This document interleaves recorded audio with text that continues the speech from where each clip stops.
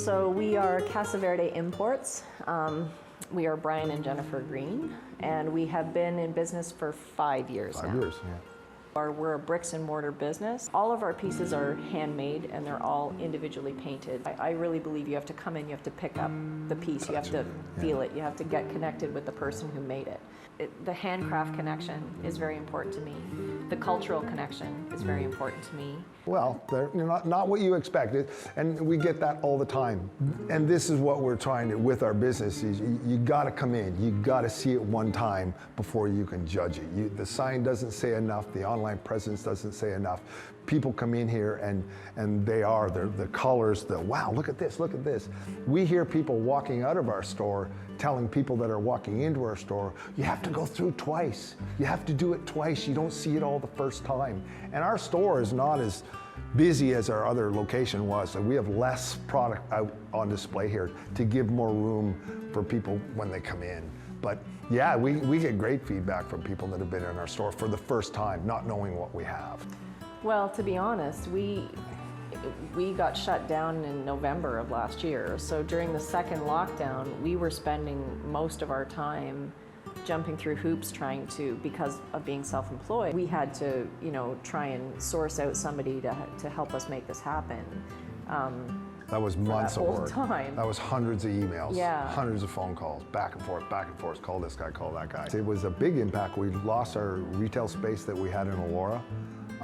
Kind of sent us scrambling, having to find a new location, re-justifying whether to stay in business and keep going forward, and then ended up found this new location. Totally restructured our business, reinvested in our business, had to invest heavier than we ever had in the past, believing in what we do was worth. And post-corona, we're confident we're going to come out on the better end of it. When you're first opening and you're renovating, you're bleeding money. It's just only going one way. So it was great to have some support from the township come back. I think one of the good reasons for us is that this is our home. This is our community. Yeah. And I think keeping the economy in your own community strong is really important. And it's connecting to the people that live around you and the businesses around you. That's primarily why we chose this location. We literally live 10 minutes away from here. This is our home, and what better place to launch yourself than in your home? Exactly, yeah. So as you can imagine, creating an identity for a business is a little bit hard. And the wife and I, we spent a lot of time trying to come up with a name. We used different animals, everything else.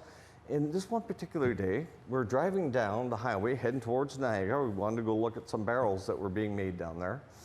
And I said, my God, Lisa, I have the perfect name for the distillery. It reflects our state of life and how we are. We're just gonna call it Old as Shit Distillery. She says, don't think so, we'll call it Silver Fox. That's how it came about.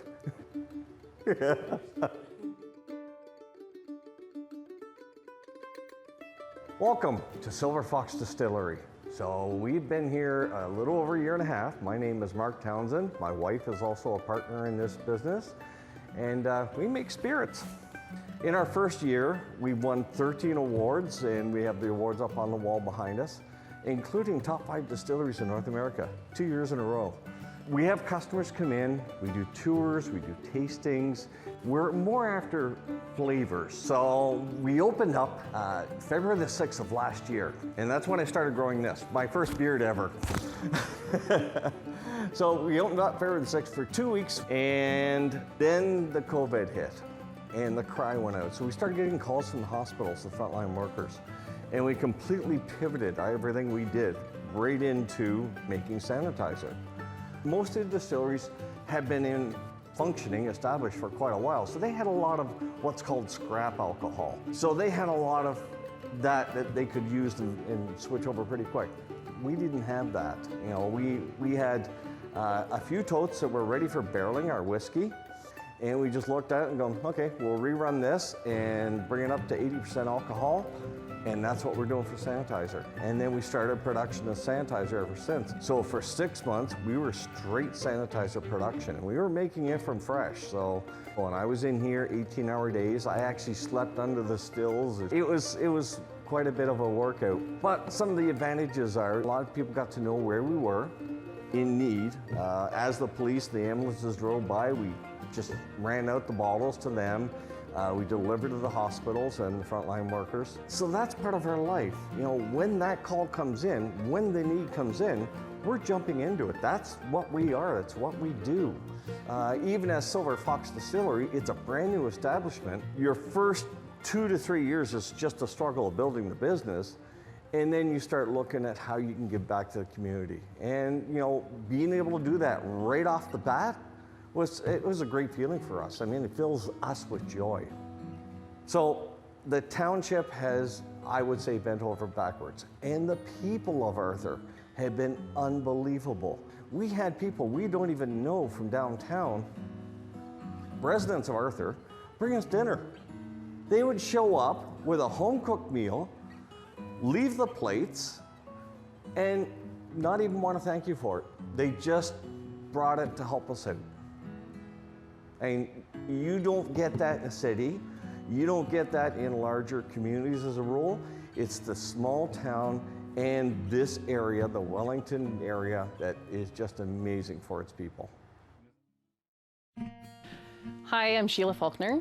I own All About Me, which is a hair salon and clothing boutique, and I've been in business for 12 years. So my business solely started out as a hair salon, and now over the last couple of years have transitioned into women's clothing as well. The business name All About Me isn't focusing on myself, the owner-operator of All About Me. I wanted women to feel like there's a place where they could come and they could get their hair done and feel beautiful and find a great outfit. And when they were leaving, it was truly a thought in their mind that it was all about me while they were here. That's my main focus for all of my clients, whether you're in shopping or hair or both, or you know, wherever it is. I just want women to feel like it's all about me, because if they don't do that, no one else is ever going to. Well, we were closed. Hair salons were non-essential. Clothing was non-essential, so my business was completely closed. I had to step up my game with social media, which I am not really good at. I had a lot of great friends and family step up and help me with that. So we were able to create an online shopping store.